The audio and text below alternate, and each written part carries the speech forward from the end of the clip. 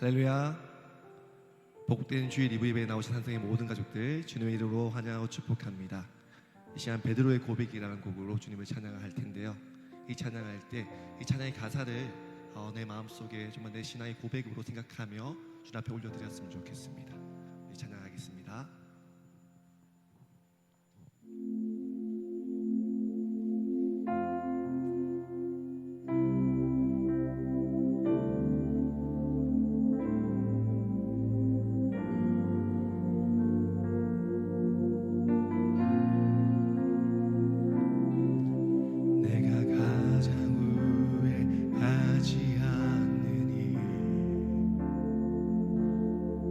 예수를 따르느니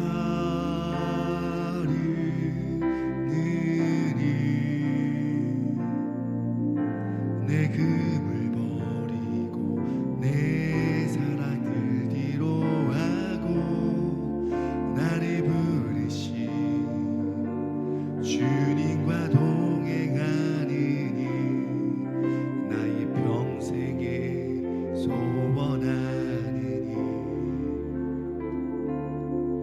예수를 닮아가느니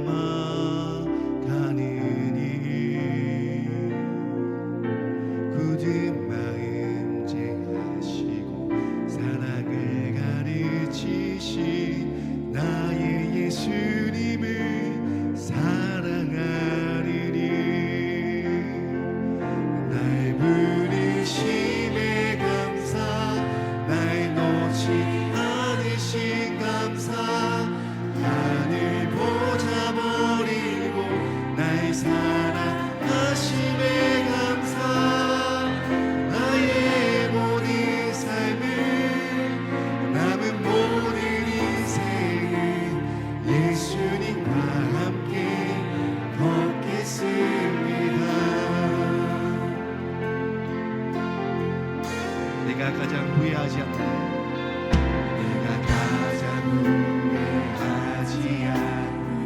예수를 따르는 일입니다. 예수를 따르니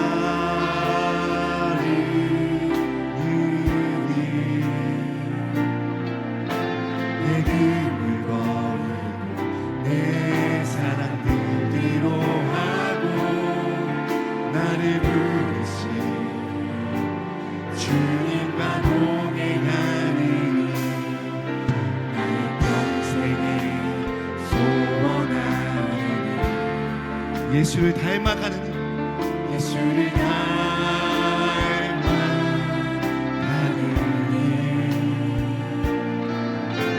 굳은 마음 제하시고 사랑을 가르치신 나의 예수님을 사랑하는 나의 부르심에 감사 부르심에 감사 날 놓지 않으신 감사 나를 보자 버리고 날 사랑하심에 감사 나의 모든 삶을 남은 모든 인생을 예수님과 함께 걷겠습니다. 나의 부르심에 감사 날 부르심에 감사 날 놓지 않으신 감사 나를 보자 버리고 날 사랑하심에 감사 나의 모든 삶을 남은 모든 인생을 예수님과 함께 걷겠습니다.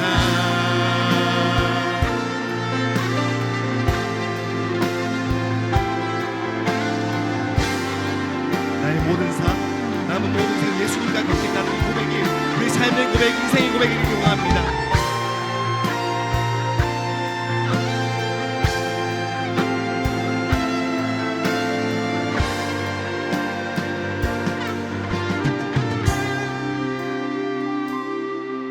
네가 나를 사랑하느냐 네가 나를 사랑하느냐 네가 나를 사랑하느냐. 주님 내게 물어보시네. 우리 고백합시다.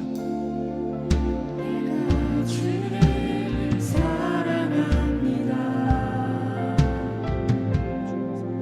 내가 주를 사랑합니다. 내가 주님을 사랑합니다. 내가 주를 사랑합니다. 내가 주를 사랑합니다. 내가 주님을 사랑합니다. 내가 주를 사랑합니다. 내가 주님을 사랑합니다. 내가 주를 사랑합니다. 내가 주님을 사랑합니다. 내가 주를 사랑합니다. 내 사랑을 주가 하십니다. 날 부르심에 감사. 부르심에 감사. 날 놓지 않으신 감사. 나를 보자 버리고 날 사랑하심에 감사. 나의 모든 삶을 남은 모든 인생을 예수님과 함께 걷겠습니다. 날 부르심에 감사. 부르심에 감사. 날 놓지 않으신 감사. 나를 보자 버리고 날 사랑하심에 감사. 나의 모든 삶을 남은 모든 인생을 예수님과 함께 걷겠습니다. 여러분의 목소리로 나의 모든 삶을 남은 모든 인생을 예수님과 함께 걷겠습니다. 네, 우리 찬양이 되시는 주님께 영광의 박수 올려드리겠습니다. 할렐루야.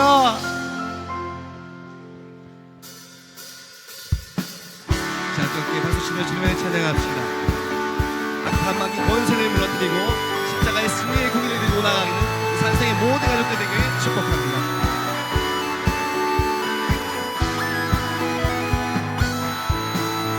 붉은 나팔 소리에 주의 호령 났으니 십자가의 군기를 높이 들고 나가세. 싸운다 싸우고 의의 면류관 받았으리라. 싸운다 싸우고 의의 면류관 예루살렘 성에서. 여기 박수 치며 주님을 찬양합시다.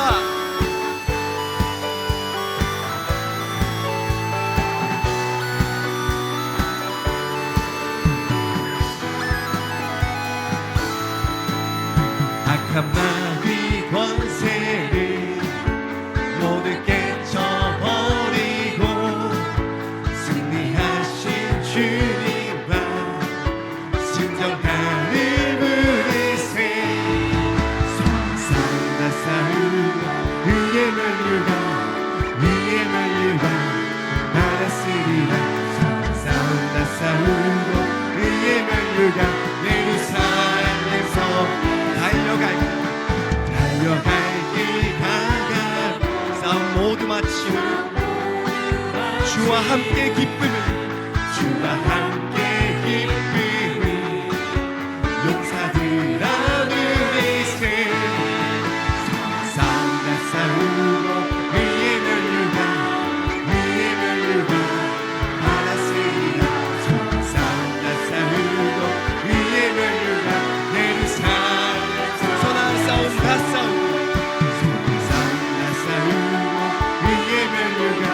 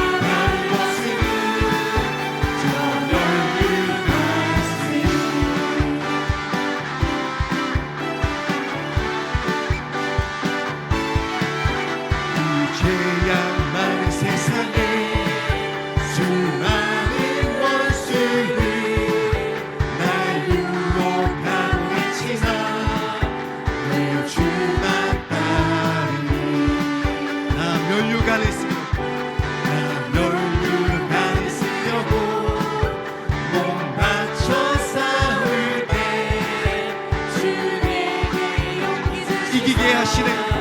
이기게 하시네 나의 주 나의 주 그리스도 나를 속량 예수님 나 십자가를 벗으는 저 멸류관 나의 주 그리스도 나의 주 그리스도 나를 속량 예수님 나 십자가를 벗으는 저 나의 주 그리스도 나의 주 그리스도 나를 속량 예수님 나 십자가를 벗으는 저 멸류관 쓰니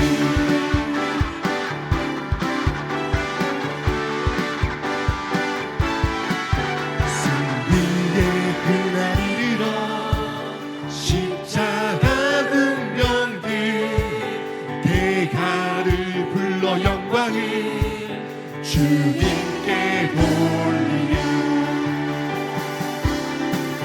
나의 주 그리스도 나를 속량했으니 나 십자가를 벗으는 저멸 나의 주 그리스도 나의 주 그리스도 나를 속량했으니 나 십자가를 벗으는 저멸 내 목소리로 나의 주 그리스도 나의 주 그리스도 나를 속량했으니 나 십자가를 벗으는 저 멸류관 나의 주 그리스도 나의 주 그리스도 나를 속량했으니 나 십자가를 벗으는 한 번 더 나의 주 그리스도 나의 주 그리스도 나를 속량했으니 나 십자가를 벗으는 저 멸류관 쓰니 우리 십자가의 보혈로 깨끗게 하시는 주님께 영광의 박수 올려드리겠습니다. 할렐루야.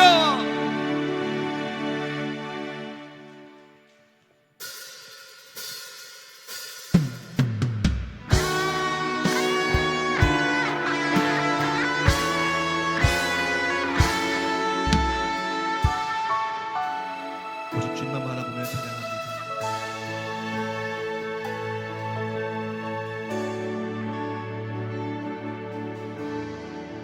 나의 영혼이 잠잠히 하나님만 바라며 나의 구원이 그에게서 나는도다 나의 영혼아 나의 영혼아 잠잠히 하나님만 바라라 나의 소망이 그에게서 나는 오직 주만이 오직 주만이 나의 반석 나의 구원이시니 오직 주 오직 주만이 나의 산성 내가 요동치 아니하니 오직 주만이 오직 주만이 나의 반석 되시니 구원 되신 주님을 찬양합니다.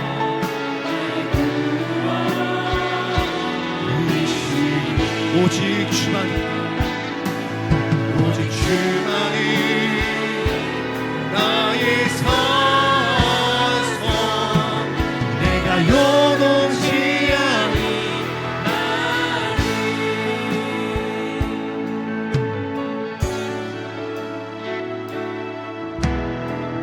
나의 영혼이 간절히 여호와를 갈망하며 나의 입술이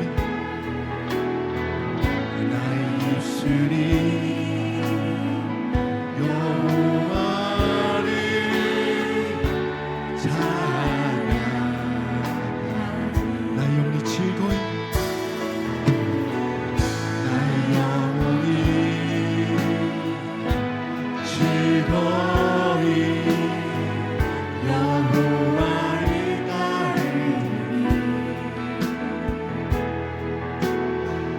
나의 평생에 여호와를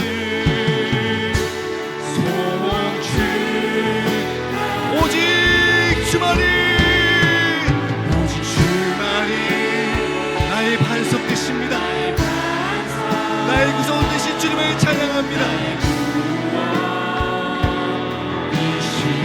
오직 주만이, 오직 주만이 나의 산성, 내가 요동치 아니 나의 구원, 나의 영광,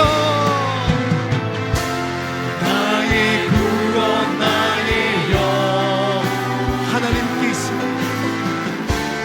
하나님께 있으니 내 힘의 반석, 내 힘의 반석과 피난처 되시네 오직 주만이, 오직 주만이 나의 반석 나의 구원이시니 오직 주만이 나의 산성 내가 요동치 우리 두 손 높이 들고 주님께 고백합시다. 오직 주만이, 오직 주만이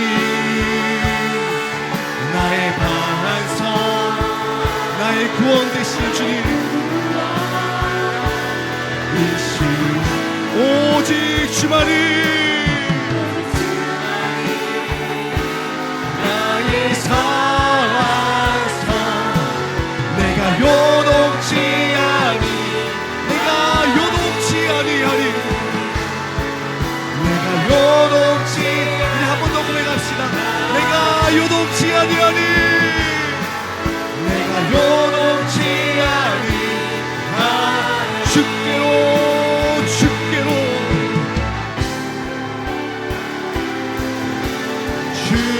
주께로 주께로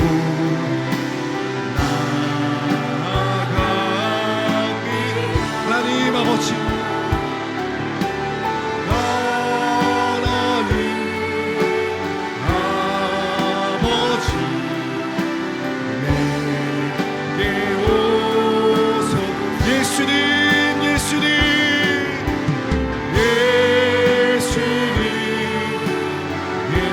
예수님 사랑합니다 내 모습 그대로 받아주 성령님, 성령님,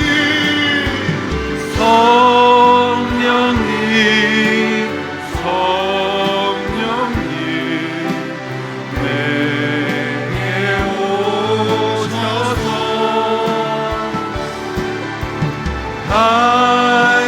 갈급한 내 마음 같이 자리에 나서 찬양하시겠습니다. 십자가 십자가 십자가 험한 십자가 나의 죄를 위하여 죽으셨네. 고난하는 전에 주 영광 여기 임하사 여기 임하사 열방향에 그리 비추소서. 주의 얼굴 구할 때 주의 향기 머무소. 주 영광 여기 임하사 주 영광 여기 임하사 열방향에 그리 비추소서. 주의 얼굴 구할 때 주의 향기 머무소서. 영광 영광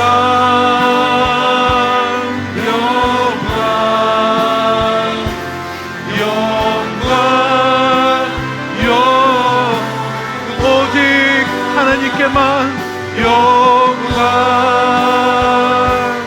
영광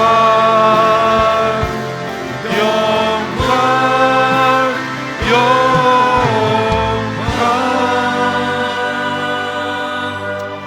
너희 모든 나라들아 여호와를 찬양하며 너희 모든 백성들아 그를 찬송할지어다. 우리에게 향하신 여호와의 인자하심이 크시고 여호와의 진실하심이 영원함이로다. 아멘. 전능하사 천지를 만드신 하나님 아버지를 내가 믿사오며 그 외아들 우리 주 예수 그리스도를 믿사오니 이는 성령으로 잉태하사 동정녀 마리아에게 나시고 본디오 빌라도에게 고난을 받으사 십자가에 못 박혀 죽으시고 장사한 지 사흘 만에 죽은 자 가운데서 다시 살아나시며 하늘에 오르사 전능하신 하나님 우편에 앉아 계시다가 산자와 죽은 자를 심판하러 오시리라. 성령을 믿사오며 거룩한 공예와 성도가 서로 교통하는 것과 죄를 사하여 주시는 것과 몸이 다시 사는 것과 영원히 사는 것을 믿사옵나이다.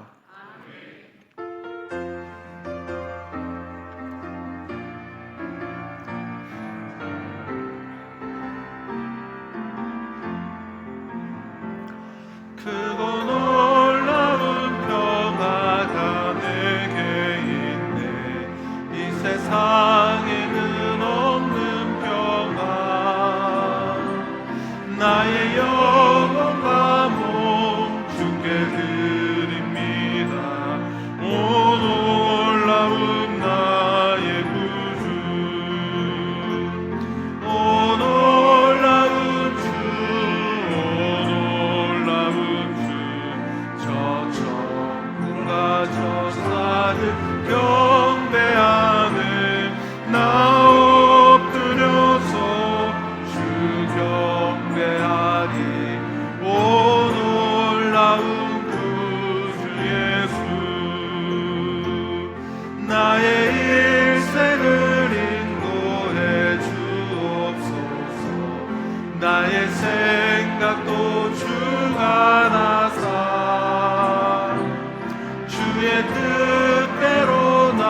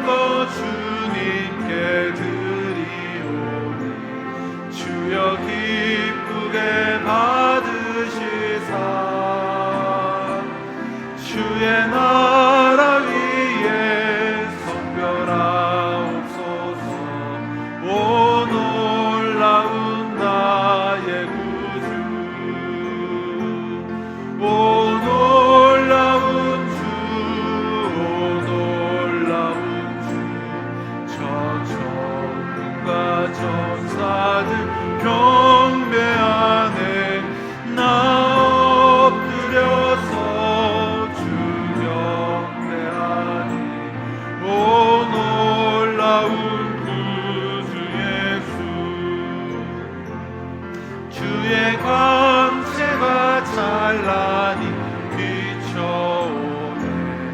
전능하신 왕 구세주여,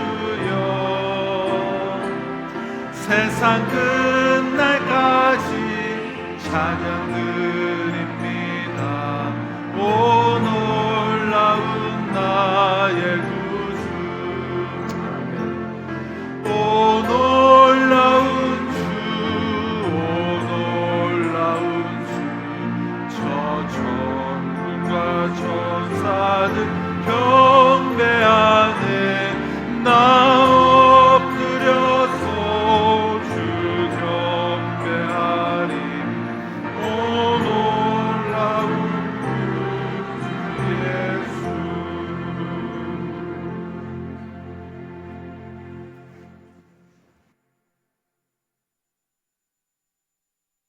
복의 근원이 되셔서 우리를 여기까지 인도하신 살아가신 하나님 아버지를 찬양합니다. 죄와 사망에서, 고통과 저주에서 영 죽을 저희들을 찢어진 살과 흘리신 보혈로 우리를 구속하여 주셔서 이 세상이 아닌 저 천국 시민으로 우리의 신분을 바꾸어 주신 주님 감사합니다. 하오나 우리는 한 주간 세상 살면서 말씀에 순종하지 못하고 세상과 어울려서 불의와 타협하며 산 죄들을 이 시간 용서하여 주시옵소서. 주님, 이 예배를 통하여 우리 모두가 믿음의 성숙자 되기를 소원합니다. 예수 믿는다고 찬송도 부르고 기도도 하지만은 정작 밖에서는 욕을 먹지는 않는지, 손가락질 받지는 않는지, 우리의 행실을 말씀 앞에 투영해서 진실로 회개하게 도와주시옵소서. 그토록 내세우던 우리의 주장과 자랑도 내려놓고 지금까지 해왔던 수고와 공로도 모두 내려놓고 그리스도 안으로 들어와서 새로운 피조물들이 되게 은혜 내려 주시옵소서. 그리하여 오직 예수 그리스도의 십자가만을 우리의 의로 삼고 하루하루를 감사하면서 주님 앞에 나아가는 우리 산성교회 성도되게 은혜 내려 주시옵소서. 하나님 아버지, 나라를 위하여 기도합니다. 남을 탓할 것이 아니라, 상대를 탓할 것이 아니라 우리 믿는 자들이 죄인임을 깨닫고 미스바라 모여서 두 손 들고 회개하고 하나님의 얼굴을 구할 때 일하시는 하나님의 손이 우리를 잡으시고 이 난국에서 건져내 주실 줄 믿습니다.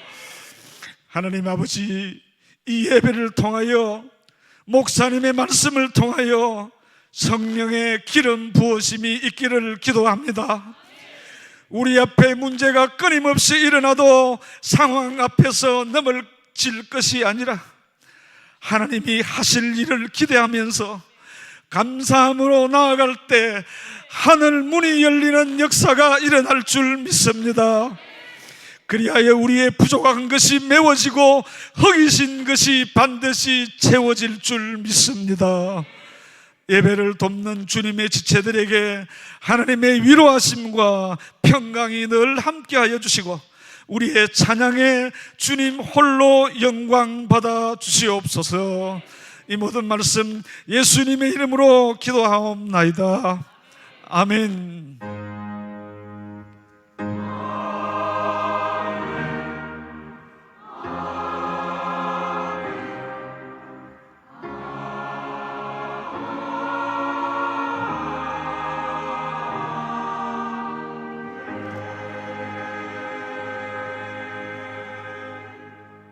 오늘 우리에게 주시는 하나님의 말씀은 요한복음 18장 12절에서 27절까지의 말씀입니다.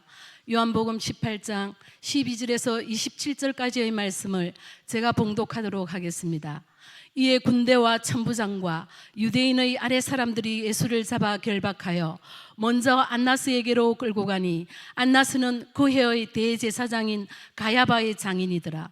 가야바는 유대인들에게 한 사람이 백성을 위하여 죽는 것이 유익하다고 권고하던 자르라. 시몬 베드로와 또 다른 제자 한 사람이 예수를 따르니 이 제자는 대제사장과 아는 사람이라. 예수와 함께 대제사장의 집들에 들어가고 베드로는 문 밖에 서 있는지라. 대제사장을 아는 그 다른 제자가 나가서 문 지키는 여자에게 말하여 베드로를 데리고 들어오니 문 지키는 여종이 베드로에게 말하되 너도 이 사람의 제자 중 하나가 아니냐 하니 그가 말하되 나는 아니라 하고 그때가 추운 고로 종과 아래 사람들이 불을 피우고 서서 쬐니 베드로도 함께 서서 쬐더라. 대제사장이 예수에게 그의 제자들과 그의 교훈에 대하여 물으니 예수께서 대답하시되 내가 드러내놓고 세상에 말하였노라. 모든 유대인들이 모이는 회당과 성전에서 항상 가르쳤고 엄밀하게 아무것도 말하지 아니하였거늘 어찌하여 내게 묻느냐. 내가 무슨 말을 하였는지 들은 자들에게 물어보라. 그들이 내가 하던 말을 아느니라. 이 말씀을 하심에 곁에 섰던 아래 사람 하나가 손으로 예수를 쳐 이르되 네가 대제사장에게 이같이 대답하느냐 하니 예수께서 대답하시되 내가 말을 잘못하였으면 그 잘못한 것을 정언하라. 바른 말을 하였으면 네가 어찌하여 나를 치느냐 하시더라. 안나스가 예수를 결박한 그대로 대제사장 가야바에게 보내니라. 시몬 베드로가 서서 불을 쬐더니 사람들이 묻되 너도 그 제자 중 하나가 아니냐. 베드로가 부인하여 이르되 나는 아니라 하니 대제사장의 종 하나는 베드로에게 귀를 잘린 사람의 친척이라. 이르되 네가 그 사람과 함께 동산에 있는 것을 내가 보지 아니하였느냐. 이에 베드로가 또 부인하니 곧 닭이 울더라. 아멘.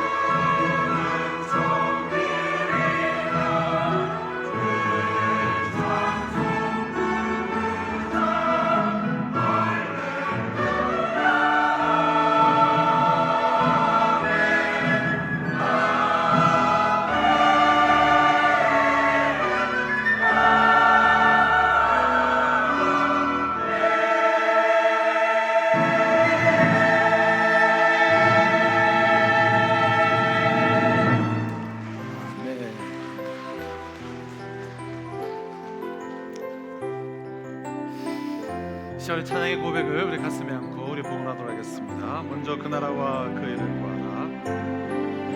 먼저 그 나라와 의를 구하라. 그 나라와 그 일을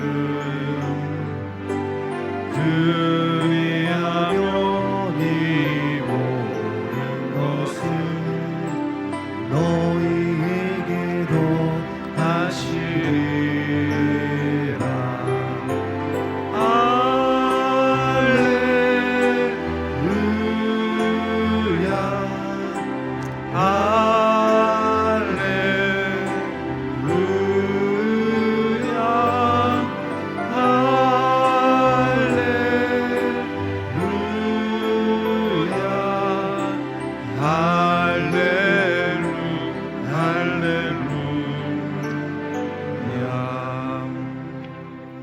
네, 우리 주일 2부 예배에 나오신 우리 모든 성도님들을 주님의 이름으로 환영하며 축복합니다. 교회 앞에 알려진 소식 유튜브를 참조해 주시고요.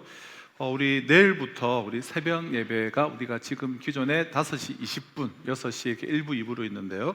좀 내일부터 우리가 1부를 좀 10분 늦춰서 5시 반, 여러분들 조금이라도 좀 참석할 수 있게, 많이는 아니지만 5시 반에 드리고 2부는 따로 모이지 않고 대신 우리가 이제 곧 2월, 3월에 개강을 하면 우리 6시에 각종 양육과 또 제자훈련과 이런 모임들이 이제 시작될 예정입니다. 그래서 새벽 예배는 우리가 5시 30분에 우리 드리신다 기억하시고, 좀 이제 좀 5시 30분이면 5시에 일어나면 뭐 교회 우리가 멀지 않은 분들은 오실 수 있지 않겠습니까? 네, 그렇게 해서 우리가 일주일에 꼭 한 번이라도 아니면 하다못해 우리가 10일에 한 번, 기도에 11조를 내가 매달 드리겠다 이런 마음으로 꼭 우리 결단하시고 그렇게 새벽에 제단들을 우리 쌓으시기를 부탁을 드립니다.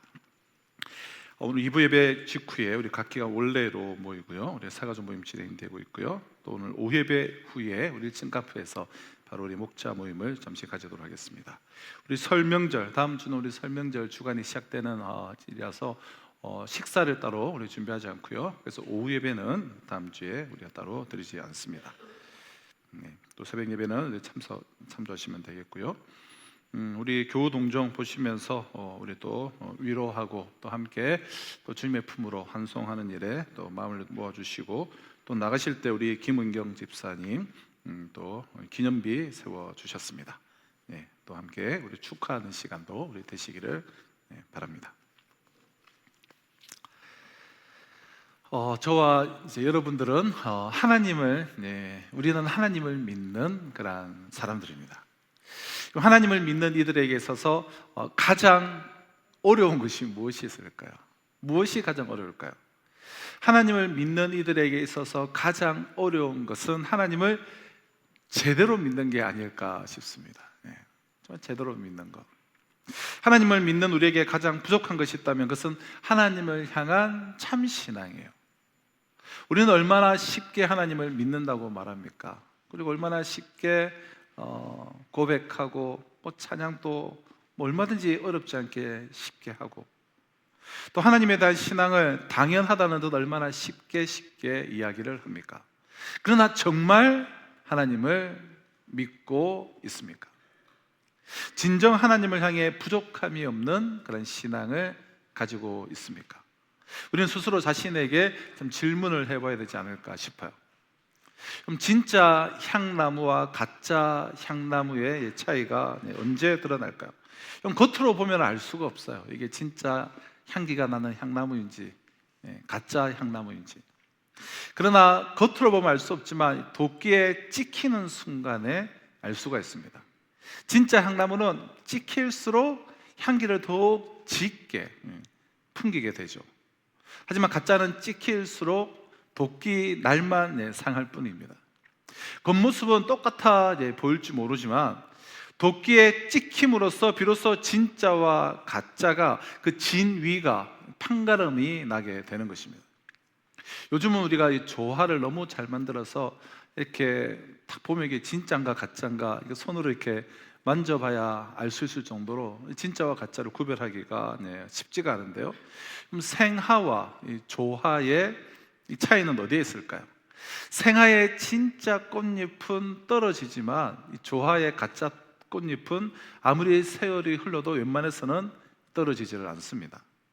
진짜 꽃은 벌이나 나비에게 자신의 꿀을 빼앗기기도 하고 또 기꺼이 때로는 나눠주기도 하지만, 조화는 아무리 세월이 흘러도 꽃은 떨어지지 않고 그리고 빼앗길 것을 전혀 소유를 하고 있지를 않습니다. 그럼 떨어짐과 또 빼앗김의 그 유무에 따라서 이게 생하인지 조화인지 그 여부가 드러나게 된다는 거예요. 우리가 진짜 그리스도인인가 아닌가는 평소에는 잘 판가름 나지 않습니다. 그리고 이렇게 예배드리는 겉모습을 보아서는 사실은 잘 알 수가 없어요. 오직 결정적인 때에 그 신앙이 진짜인지 가짜인지 그 진위 여부가 드러나는 법이에요. 내 건강이, 또 내 재산이, 그리고 내 생각이, 내 뜻이 때로는 찍히고 떨어지고 빼앗기고 또 부서지고 깨어져 나갈 바로 그 순간에도 하나님을 전적으로 온전히 신뢰를 한다면 우리는 정말 하나님을 믿는 사람들이에요. 우리의 신앙은 바로 그 결정적인 때를 위해서 필요한 것입니다.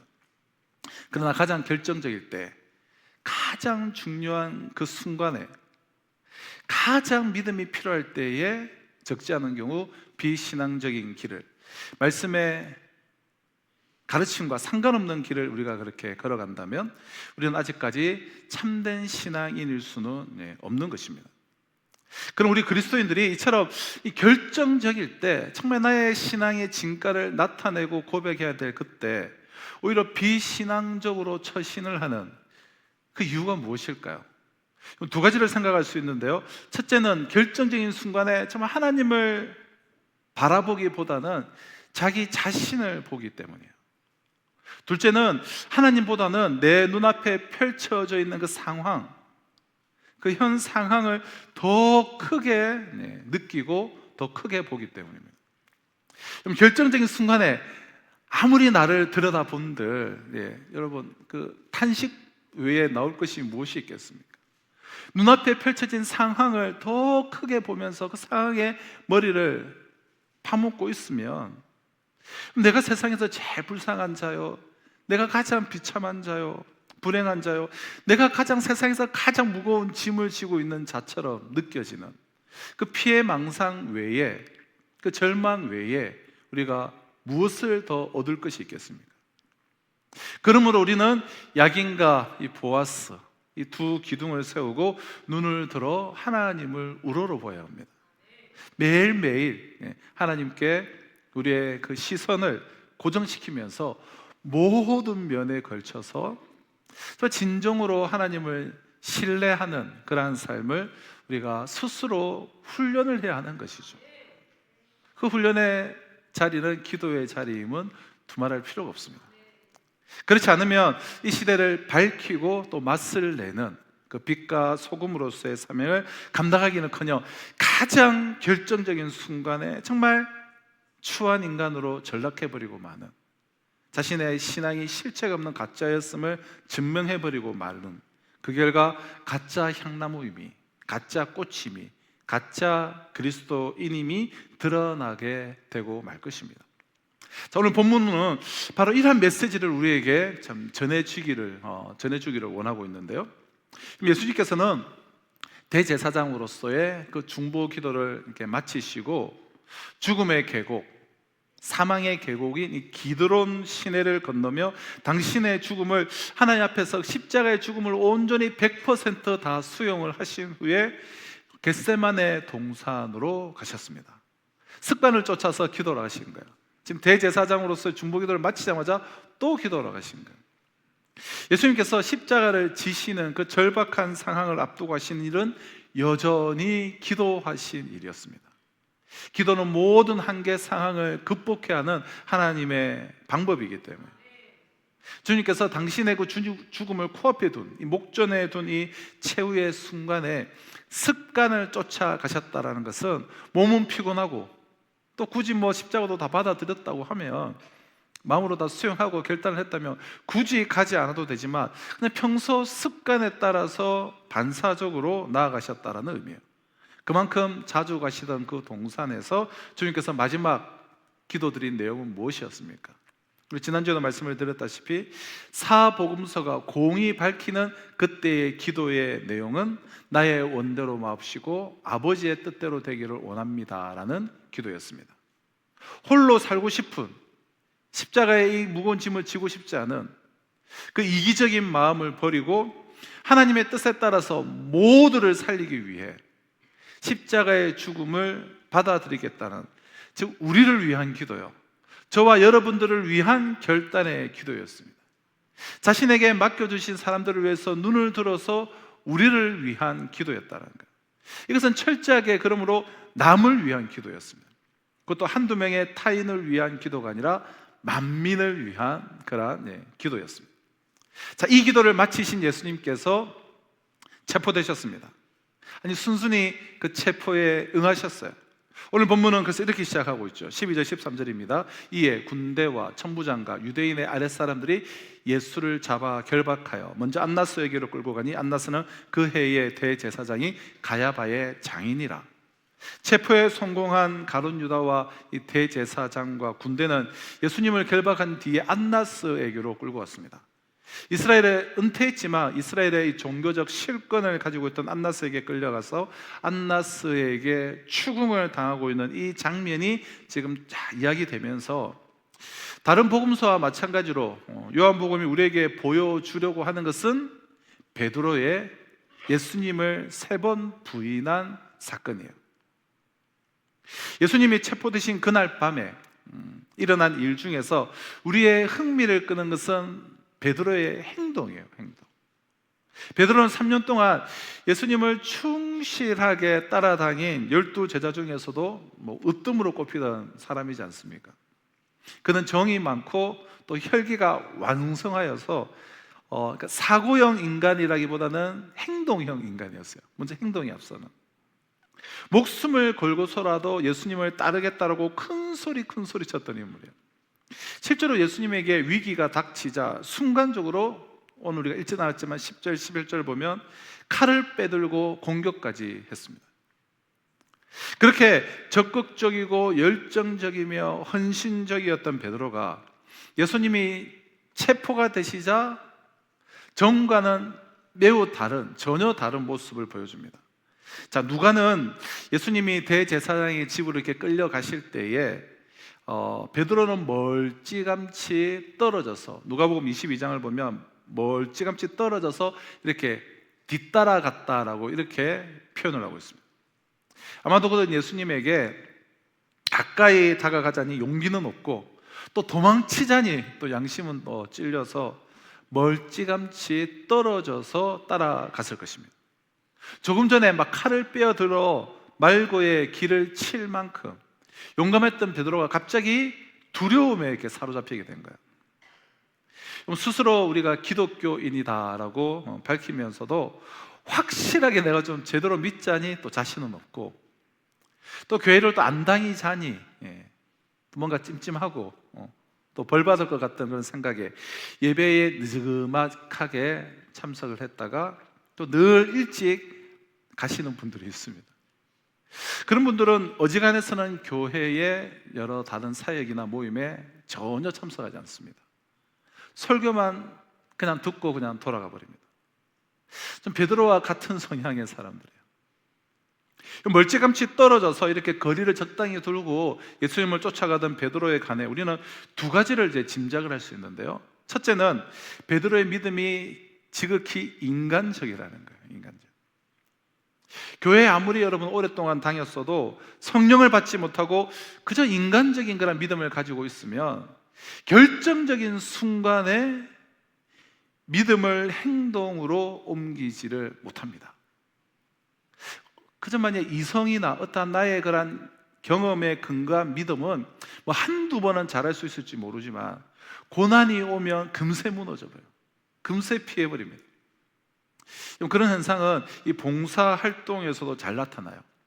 정말 눈이 오나 말 그대로 비가 오나 바람이 부나 무슨 일 있어도 꾸준하게 그렇게 봉사하는 분들은 정말 주님이 시켜서 하시는 그런 사람들이죠. 그러나 뭐 칭찬받기 좋아하고 또 분위기를 타는 사람은 그냥 봉사도 그냥 자기 기분대로 제멋대로예요. 열심히 하다가 어느새는 그냥 그만 보이지 않고 금세 했다가 또 금세 그만뒀다가. 베드로의 믿음이 인간적이었음을 이렇게 멀찍이 떨어져서 예수님을 쫓아가는 베드로의 모습을 통해서 지극히 인간적인 그의 믿음을 보게 돼요. 자, 이게 멀찍이 떨어져서 예수님을 쫓아가던 모습을 통해서 참 베드로는 기도해야 할 때 기도하지 않았음을 우리는 알게 됩니다. 자, 이것이 사실은 멀찍이 떨어져서 걷던 중요한 원인인데요. 예수님은 겟세마네 동산에서 땀이 피가 되도록 열심히 기도하셨습니다. 히브리서는 그는 육체에 계실 때에 자기를 죽음에서 능히 구원하실 이에게 심한 통곡과 눈물로 그렇게 간구를 했고, 하나님은 그 통곡과 그 눈물을 받으셨다라고 기록을 하고 있습니다. 바로 그 자리에 베드로도 항상 있었습니다. 예수님이 통곡과 눈물로 기도하셨다라는 말씀이 선뜻 이해가 되지 않는 그런 말씀인 것 같아요. 그러나 정말로 땀이 피가 되도록 그렇게 기도를 하셨습니다. 기도하다가 제자들을 돌아보시면 그들은 잠자고 있었습니다. 예수님이 깨어서 기도해라고 3번이나 깨워 주셨지만, 그리고 깨어서 꼭 기도를 해라, 일주일에 한 번이라도 기도에 11조라도 좀 드려라 라고 깨워 주셨지만 그들은 곧 다시 잠들곤 했습니다. 예수님이 시험에 들지 않도록 깨어서 기도하라라고 그렇게 말씀하셨지만 그들은 너무나 졸려서 눈을 뜰 수가 없을 정도였습니다. 평소에 기도를 많이 한 사람은 어떠한 위기가 찾아와도 절대로 흔들리는 법이 없습니다. 물론 기도로 모든 문제거리를 완전히 없앨 수는 없습니다. 오히려 문제가 더 악화되어질 수도 있습니다. 기도한다고 해서 죽은 사람이 살아나거나 모든 암에 걸린 사람들이 무조건 낫는 것도 아니에요. 그럼 기도가 만사 형통을 부르는 어떤 주문이 아니라는 거예요. 그러나 기도하면 어떠한 고난도 능히 이겨내 힘을 얻는 것은 분명한 사실이에요. 기도하면 문제가 다 해결된다기보다는 그 문제와 싸워서 이길 영적인 능력과 마음의 강건함을 얻게 된다는 것입니다. 그래서 고난 중에도 찬송가를 부르고 영적인 힘을 갖게 되는 것은 그런 이유였어요. 이건 절대 불변의 진리예요. 겟세마네 동산에서 예수님이 기도하실 때 베드로는 잠에 빠졌습니다. 나름대로 하루 종일 고단했어요. 그래서 잠에 빠져 있었습니다. 그러다가 로마 군인들과 대제사장들과 바리새파 사람들이 보낸 경비병들이 이렇게 나타나자 그는 잠에서 깨서 충동적으로 칼을 빼들고 휘둘렀습니다. 그럼 기도하지 않으면 충동적으로 행동을 하게 되고 그리고 나쁜 결과를 낳게 되는 것을 알 수가 있어요. 기도하지 않고 행한 행동들은 충동적이고 그 결과는 당연히 좋지 않습니다. 그럼 충동적인 행동이 멋져 보일 수도 있을지 모르지만 최악의 결과를 낳기를 십상해요. 그럼 10절, 11절을 보면 베드로가 기도가 부족한 탓에, 아니 기도가 전혀 안 하고 있던 탓에, 졸다가 일어난 탓에 충동적으로 행동하여서 말고의 오른쪽 귀를 베어 버렸지만 예수님이 말고의 귀를 도로 이렇게 다 붙여주셨습니다. 그리고 베드로에게 칼을 칼집에 꽂으라 라고 말씀하셨습니다. 예수님이 기도로서 이 모든 상황에 미리 대비하고 계셨음을 알 수 있습니다. 결코 충동적으로 또 당황하지 않으세요. 예수님은 계속해서 기도로 맞이했기에 예수님은 베드로와 달리 마지막 순간까지도 절대 흔들리지 않으셨습니다. 이 결정적으로 체포되는 순간에도. 인생에는 봄, 여름, 가을, 겨울이 있습니다. 항상 평온한 인생은 없어요. 항상 봄과 같은 인생은 없어요. 더러 시련을 겪기 마련입니다. 겨울은 우리가 맞아들여야 할 우리 인생의 한 부분이에요. 그러나 믿음의 기도로 준비되어 있는 사람은 어떤 시련이 닥쳐도 넉넉하게 이길 수 있을 줄로 믿습니다. 오늘 본문의 강조점은 예수님의 여러 가지 또 신문에 대한 답변도 있지만, 체포돼서 추궁당하고 계시고 재판당하는 예수님을 베드로가 모른다라고 3번 부인한 사건이 오늘 본문의 강조점이 아닐까 싶어요. 현재 이제 12억 카톨릭 인구의 수장인 프란치스코 교황은 266대 교황입니다. 교황의 첫 번째 수식어가 뭐냐면 베드로의 후계자예요. 베드로의 후계자. 그래서 카톨릭에서는 1대 교황이 베드로이고, 현 교황이 베드로를 계속해서 이어오다가 2013년 266번째로 아르헨티나 출신의 추기경인 프란시스코 교황이 베드로의 후계자로 이렇게 선출이 되었습니다. 그럼 베드로의 후계자라고 하는 교황의 그 첫 번째 직임을 우리가 염두에 두면서 오늘 베드로가 예수님을 부인한 이 사건을 보면 참 많은 것들을 우리는 생각할 수가 있습니다.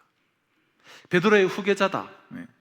자, 그렇다면 그게 어느 베드로의 후계자냐라는 거예요. 왜냐하면 베드로가 둘이기 때문이에요.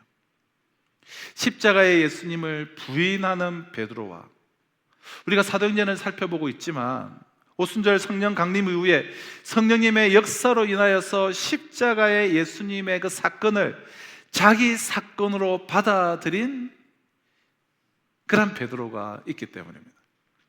이 두 베드로가 있기 때문에 대체 십자가 예수님을 부인하는 베드로의 후계자냐, 십자가 예수님을 받아들인 베드로의 후계자냐라는 것을 꼭 짚고 넘어가야 한다는 말씀이에요. 자, 이렇게 제가 말씀을 드릴 수 있는 그 이유는, 베드로는 주님의 십자가 사건을 직접 체험한 그런 사람입니다. 우리는 이 베드로 사도나 또 12 사도들의 말을 듣고 예수님을 우리는 믿게 됩니다. 다시 말해서 십자가 사건이 오늘 우리에게는 말씀 안에서, 말씀을 통하여서 현재의 사건으로 우리에게 다가오는 거예요.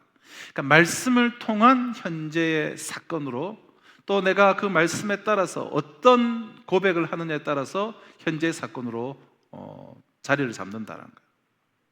주님의 십자가 사건이 말씀 속에서 말씀을 통하여 현재의 사건으로 우리에게 주어진다는 이 말의 의미는 무엇을 포함하고 있는가라면, 십자가 사건을 그 역사적인 현장에서 직접 체험하고 있는 베드로의 위치가 현재 우리의 위치가 되고, 베드로의 그 고백에 따라서, 그의 부인에 따라서, 고백에 따라서 우리는 어떤 모습을 보이냐에 따라서 오늘 우리의 위치가 된다는 거예요.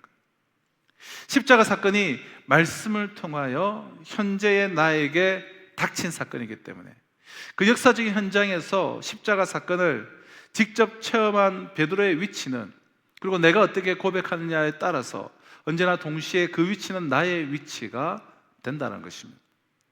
그래서 신앙생활을 하는 중에 우리는 십자가 예수님을 부인하는 하루를 살 때가 있고, 십자가 예수님을 온전히 받아들여서 사는 하루가 있을 수가 있습니다.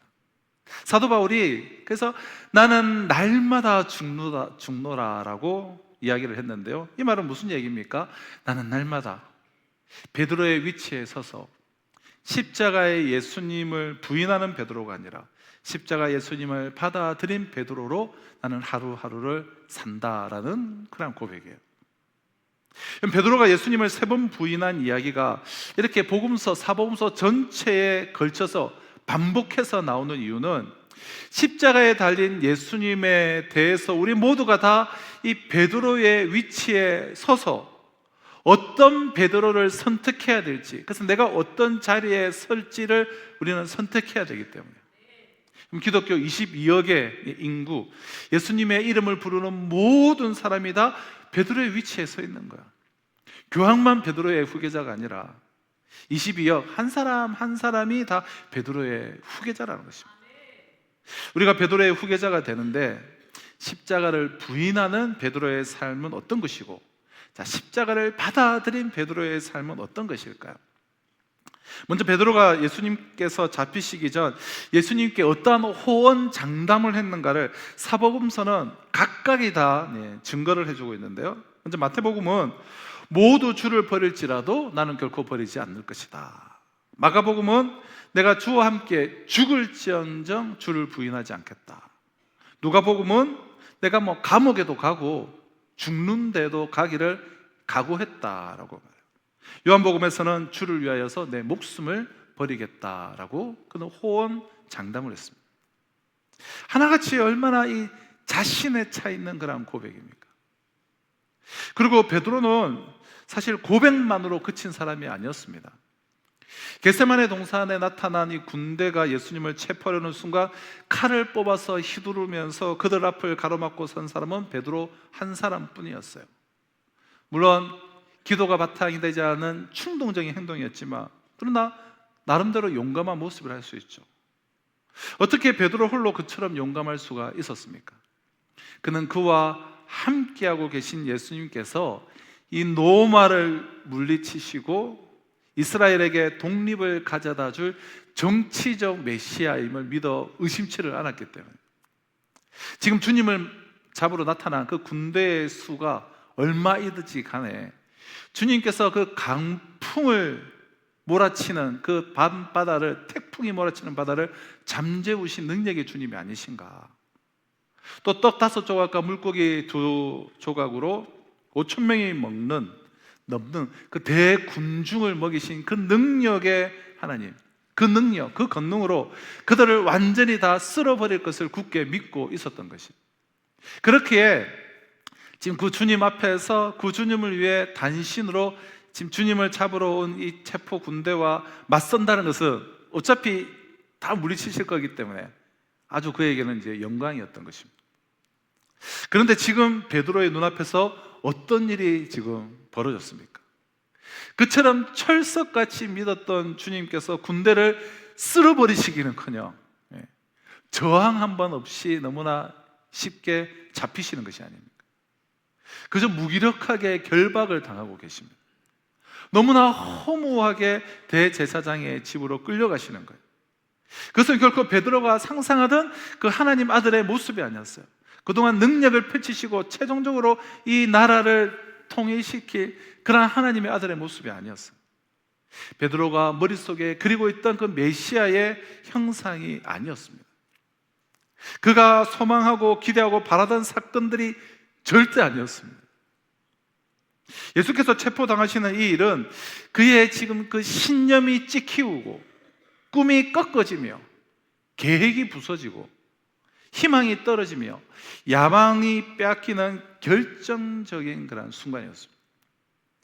그 결정적인 순간에 베드로가 무엇을 했다고 증거합니까? 자, 17절입니다.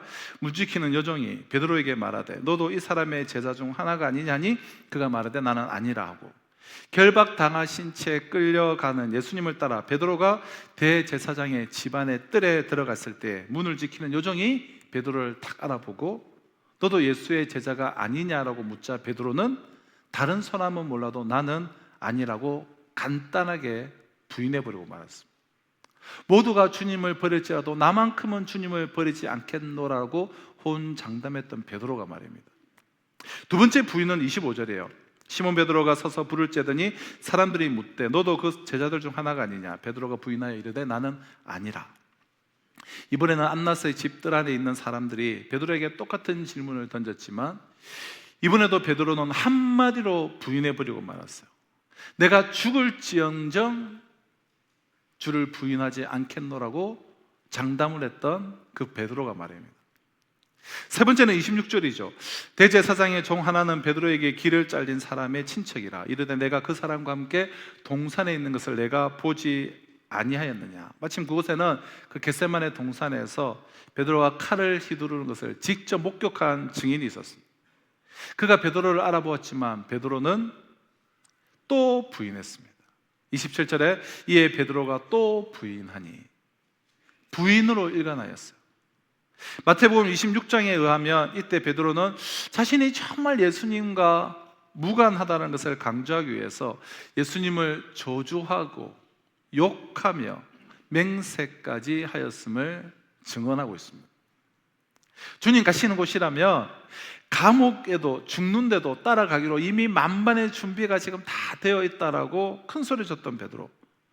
주님을 위해서라면 나의 목숨조차 아깝지 않습니다라고 했던 그 베드로가 말이에요. 베드로는 자신의 생각과 뜻과 그 꿈이 여지없이 찍히우고 부서지고 깨어지고 떨어지고 빼앗겨 나가는 그 결정적인 그 순간을 맞아서 눈앞에 펼쳐져 있는 그 상황이 아니라 그 상황 너머에 계시는 하나님을 보아야만 했습니다. 그 결정적인 순간에 자기 자신이 아니라 더더욱 야긴의 하나님, 그 보아스의 하나님을 그는 의뢰해야만 했습니다. 그러나 불행히도 베드로는 가장 결정적일 때 상황만을 보고 자기만을 의지함으로 가장 중요한 순간에 추악한 배신자가 되어 말았고 그 일생 중 가장 수치스러운 기록을 남겨버리고 말았습니다. 우리는 아무도 베드로가 오늘 본문에서 말하는 것처럼 나오는 것처럼 예수님의 십자가를 나는 모른다라고 그러니까 입으로 직접 부인하지는 않습니다. 그러나 예수님의 십자가를 부인하는 것은 입으로만 하는 것을 말하는 것이 아니에요. 삶의 모습 속에서 부인되어지고 있는 거예요. 자, 그리고 내가 예수님을 모른다라고 하는 이 베드로의 부인은 의미상으로 볼 때는 사실 완전히 거짓말도 아니에요. 왜냐하면 베드로가 예수님을 막 쫓아다녔고 3년 동안 알고 있었지만 단 한 번도 단 한순간도 지금 눈앞에 있는 것처럼 이 은퇴한 대제사장인 안나스 같은 사람 앞에서 체포된 채로 추궁을 받고 있는 그런 모습을 3년 동안 본 적도 없고 들은 적도 없고 상상 속에서조차 해본 적이 없습니다. 그러니까 지금 저렇게 체포돼서 안나스 앞에서 추궁을 받고 있고 안나스의 아랫사람들에게 지금 뺨이나 맞고 있는, 그리고 로마 군사들에게 조롱이나 당하고 있는 저런 모습의 예수님을 모른다라고 하는 것은 의미적으로 볼 때는 완전히 그것은 거짓말이 아니에요. 정말이에요. 베드로는 저런 예수님은 몰라요. 베드로가 아는 예수님은 유대 나라를 권력으로 평정하시고 왕이 되신 뒤에 이방인의 나라까지 그냥 다 정복해서 옛 다윗 왕국의 그 영화를 회복할 예수님이지, 지금 이런 무기력한 모습의 예수님은 베드로는 모르는 것입니다. 그럼 이 사실이 무엇을 의미합니까? 이 사실이 십자가에 달리신 예수님을 부인하는 베드로의 후계자로 사는 사람의 삶의 모습 속에 이렇게 부인하던 베드로의 마음 상태가 그대로 나타나게 된다는 거예요. 베드로의 마음 상태가 무엇입니까? 그저 다윗 왕국을 이루고 성공하고 자기는 한 자리 딱 차지하고 고관 대작이 되고 그 마음이 그 안에 있는 거잖아요. 즉 십자가에 달리신 예수님을 부인하는 베드로의 삶은 반드시 그 마음속에 이 세상의 가치들을 향한 그런 바람이 있습니다. 정복, 출세, 성공, 돈, 내가 높아지는 것, 유명해지는 것, 이런 것들에 대한 바람이 반드시 있게 됩니다. 이게 십자가의 예수님을 부인했기 때문에 생길 수 있는 그런 마음의 상태예요. 십자가 예수님을 받아들인다고 하는 것이 실제로 일어났다면, 정말 실제로 일어났다면 도저히 마음에서 돈이 최고의 가치여서 돈을 바랄 수가 없고 세상에서 잘 나간다고 하는 성공과 그 출세의 삶을 바랄 수가 없고 사람들의 인정이나 승진가치, 이 세상 사람들이 좋아하는 가치들이 마음에 꽉 차고 있어서 그 가치들을 바랄 수가 없습니다. 십자가 예수님을 진심으로 받아들였 심령이로 한다면 더 좋은 집, 더 좋은 차, 이런 것들이 마음에서 소원으로 생길 수가 없어요. 그런 것이 마음속에서 은근히 바래지건 노골적으로 바래지건 간에 그런 것이 바래지고 있다라고 한다면 그건 예수님의 십자가가 부인되었기 때문에, 십자가의 예수님이 부인되어졌기 때문에 가능한 것입니다. 그런 마음의 상태는 십자가의 예수님을 부인하거나 십자가의 예수님을 받아들이지 않거나 십자가의 예수님을 모르고 살지 않습니까? 예외가 없어요. 그 누구도 세상의 가치에 그냥 먹혀버리지 않을 수가 없고 일단 뭐 돈이다 권력이다 하는 이 세상의 가치들이 마음을 그냥 팍 파고 들어오게 되면 십자가의 주님이 딱 부인되고 나면 예외가 없는 거예요. 예외가. 욕망에 빠져서 허우적거리며 부패와 타락이라는 이런 모든 열매와 결과들이 전혀 이상할 게 없다는 거예요. 당연한 거예요. 이것은 너나 할 거 없어요. 이것은 오늘날 가톨릭의 모습을 봐도 알 수 있어요. 아니 가톨릭뿐만 아니라 이 세상의 인구 80억 누구라도 이것은 예외가 없는 거예요. 예외가. 그럼 십자가가 부인되어져 돈을 원하고 있는 그 마음에 바티칸처럼 돈이 막 쏟아져 들어오지 않습니까? 세상에 대해서 그냥 빗장이 활짝 열려져 버리는 것이죠. 뭐 극소수이긴 하지만 우리 뭐 개신교 안에도 마찬가지죠. 바티칸처럼 우리가 그렇게 쏟아져 들어오진 않지만 그나마 돈 좀 있다고 하는 그런 교회들, 수백 수천억씩 들여서 막 교회 건축을 하고 꿈꾸고 그러지 않습니까? 사실 이미 또 하나의 교황님이 된 거죠. 그리고 이미 세상에 먹혀버린 거예요. 왜 날마다 죽는다는 사도 바울의 여러분 고백이 나왔을까요? 우리가 누구를 사실 비난할 처지는 전혀 없는 것은 우리 모두가 너나 할 것 없이 다 세상 사람들이 좋다고 여기는 그 가치에 마음문이 열리기 시작하고 막 침투해 들어옵니다. 사도 바울도 사실 자신도 예외가 없는 거예요. 그러니까 자신은 날마다 죽는다라는 이야기를 하는 것입니다. 그럼 날마다 죽는다는 게 무엇입니까? 십자가를 받아들인 베드로가 날마다 되겠다라는 거예요. 십자가를 받아들이는 것은 주님과 함께 십자가를 내가 통과하는 거예요. 세상 가치에 대해서 내가 죽는다는 것입니다.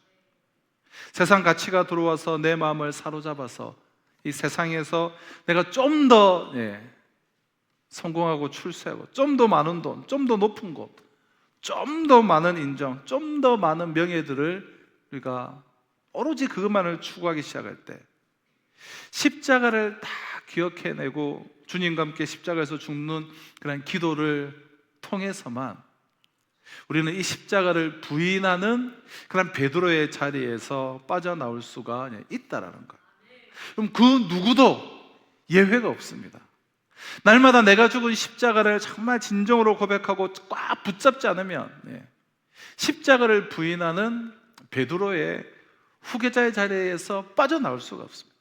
그냥 다 판판히 사로잡혀 버리는 것이죠.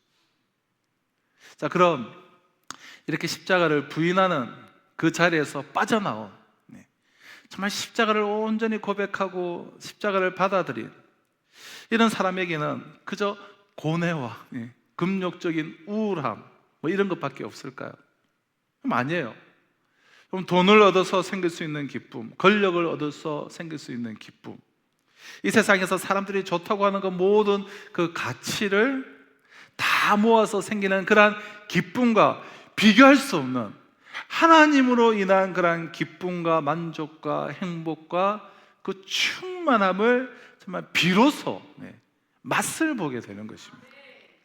근데 그런 것은 뭐 내면적인 기쁨은 뭐 좋지만 그것만으로는 좀 우리가 성이 안 차잖아요. 그럼 이러한 내면적 기쁨을 맛보는 것에 그치는 것이 아니라 여러분 실제로 이렇게 빠져나온 사람들을 하나님은 축복의 통로로 사용하시기 위해서 그 사람은 정말 축복의 통로로 사용되어질 준비가 된 자들이기 때문에 그런 사람들에게 하나님께서 부어주시는 그러니까 진정한 물질의 풍성함도 사실은 그런 분들이 맛보게 되는 거예요. 내가 아둥바둥 한다고 막 이렇게 올라가게 되고 내가 아둥바둥 한다고 막 돈을 많이 모으게 되는 건 아니잖아요.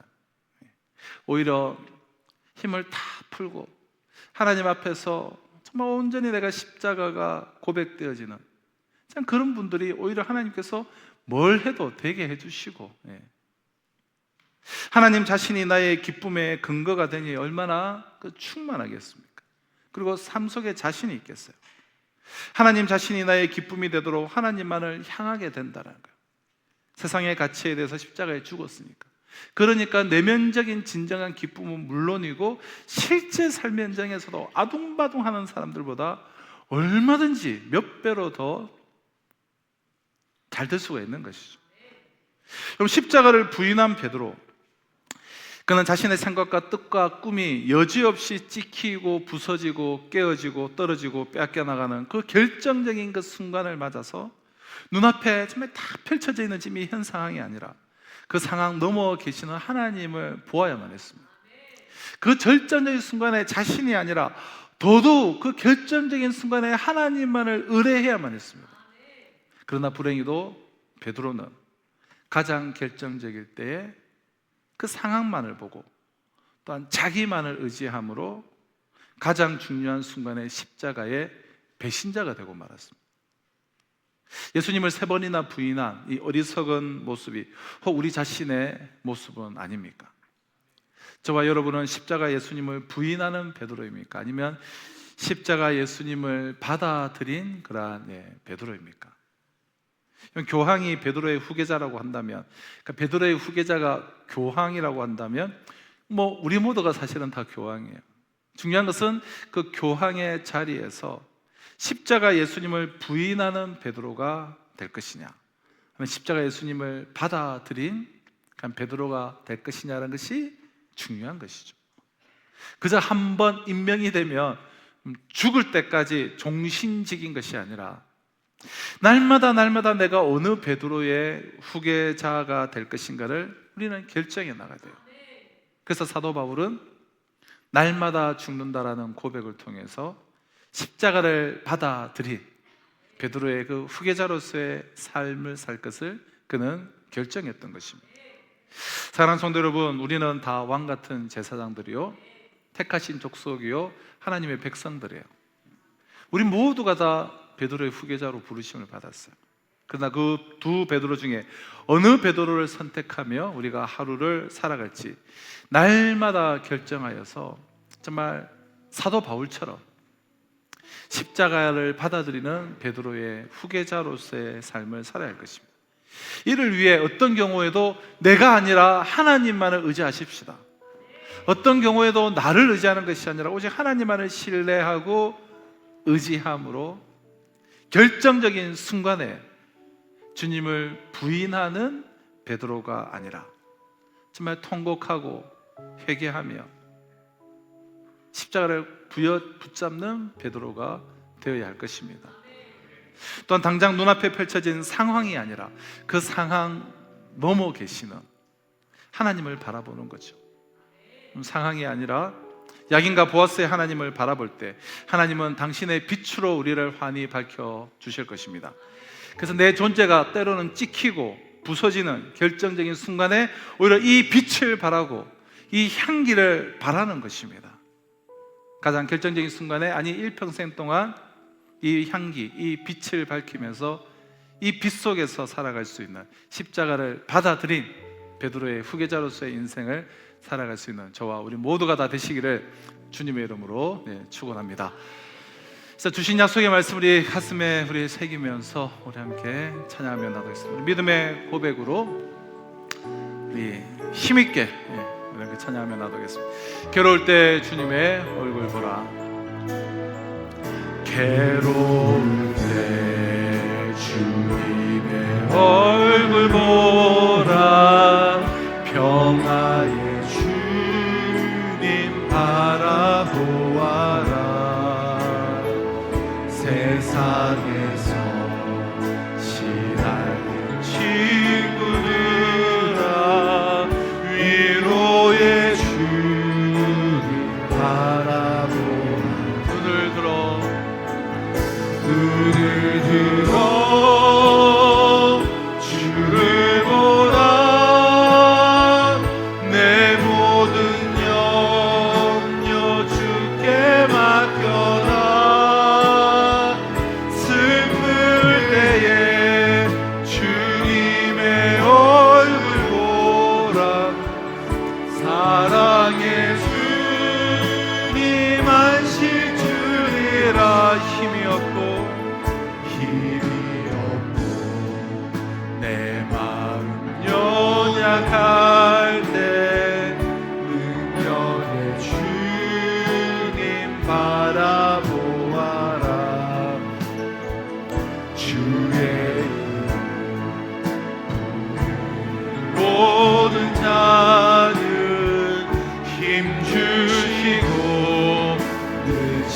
우리 다 같이 자리에 나서 찬양하겠습니다. 눈을 들어 주를 보라. 내 모든 염려 주께 맡겨라. 슬플 때에 주님의 얼굴 보라. 사랑의 주님 안식. 눈을 들어 주를 보라.